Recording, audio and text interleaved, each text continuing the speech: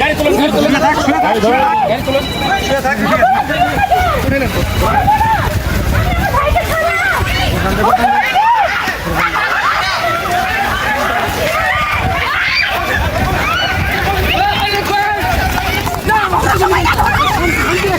শান্তি রাখেন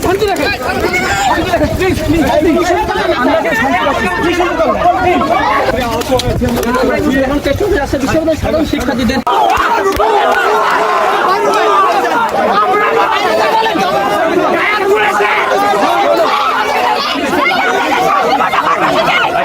ছাত্রকে ছুমেরে উঠিয়ে নিয়ে যাওয়া শিবির বলেন আর যাই বলেন এইটা খুবই অন্যায় এবং এই কারণে আজকে দেশের এই পরিণতি ঘটেছে।